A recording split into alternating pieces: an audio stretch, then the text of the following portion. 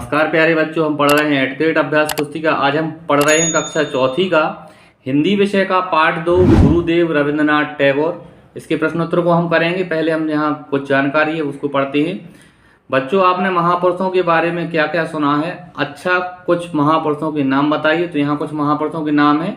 Number 1 पर लिखा है महात्मा गांधी, जवाहरलाल नेहरू, रविंद्रनाथ टैगोर, बंकिम चंद्र चटर्जी, स्वामी विवेकानंद आदि। तो आज हम एक ऐसे महापुरुष के बारे में पढ़ेंगे जिन्होंने जनगण मन राष्ट्रगान को लिखा है। वो हैं ठाकुर रविंद्रनाथ टैगोर। शिक्षक और बच्चे चित्रकथा को पढ़ेंगे। अब हम प्रश्नोत्तर करते हैं। बहुविकल्पी प्रश्न है। पहला प्रश्न है, रविंद्रनाथ जी ने उपाधि वापस की। इसका उत्तर है सर की उपाधि। बी ऑप्शन हमारा सही रहेगा। प्रश्न क्रमांक दूसरा है, धीरे धीरे रविंद्र बड़े होने लगे। रेखांकित शब्द है। इसका उत्तर है युग्म शब्द है धीरे धीरे। सी ऑप्शन सही होगा।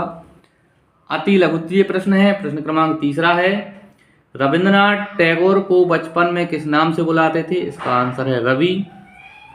चौथा प्रश्न है, इंग्लैंड के सम्राट ने गुरुदेव को कौन सी उपाधि दी? इसका उत्तर है सर की उपाधि दी।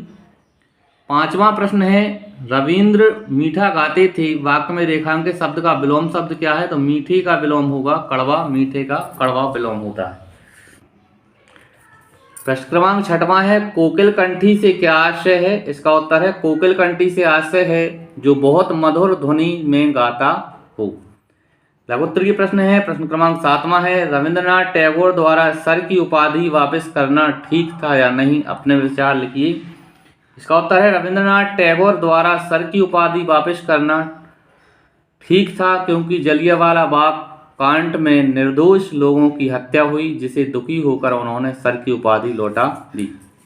आठवां प्रश्न है, जलियांवाला बाग कांड के बारे में अपने शब्दों में लिखिए। इसका उत्तर है सन 1919 में अमृतसर के जलियांवाला बाग में अंग्रेजों के विरोध में शांतिपूर्वक सभा कर रहे सैकड़ों लोगों पर अंग्रेजों ने गोलियां चलाईं, जिससे सैकड़ों निर्दोष लोग मारे गए।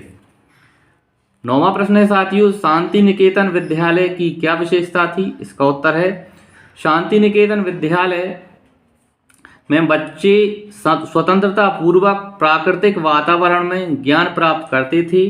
ये ही सबसे बड़ी विशेषता थी। 10वां प्रश्न है, रविंद्र संगीत किसे कहा जाता है? इसका उत्तर है गुरुदेव रविंद्रनाथ ठाकुर ने अपने लिखे गीतों की धुन स्वयं बनाई थी, उसे रविंद्र संगीत कहा जाता है। दीर्घ उत्तरीय प्रश्न है। प्रश्न क्रमांक 11वां, गुरुदेव रविंद्रनाथ टैगोर के किन गुणों से आप प्रभावित हुए? उन गुणों को अपने शब्दों में लिखिए। इसका उत्तर है भारत में रविंद्रनाथ टैगोर को गुरुदेव के नाम से जाना जाता है। कला के क्षेत्र में गायन कला को जो ध्वनि गुरुदेव ने दी वह रविंद्र संगीत के नाम से जानी जाती है। रविंद्रनाथ टैगोर साहित्य क्षेत्र में उसी प्रकार प्रसिद्ध थे जिस प्रकार महान लेखक टॉलस्टॉय। वे महान राष्ट्रवादी थे। उन्होंने जिस शांति निकेतन की स्थापना की वह भारत की सभ्यता व संस्कृति का केंद्र बिंदु है। 12वां प्रश्न है, गुरुदेव चित्रकथा के आधार पर रविंद्रनाथ ठाकुर के जीवन का सार अपने शब्दों में लिखिए। इसका उत्तर है रविंद्रनाथ ठाकुर का जन्म 7 मई 1861 बंगाल के कलकत्ता नगर में एक प्रतिष्ठित परिवार में हुआ था, जिसे बचपन में रवि कहकर पुकारते थे। रवि ने शिक्षा के साथ साथ धार्मिक संस्कार भी प्राप्त किए। रविंद्र को प्रकृति से बहुत प्रेम था। वे अक्सर बाग बगीचों में घूमते रहते थे।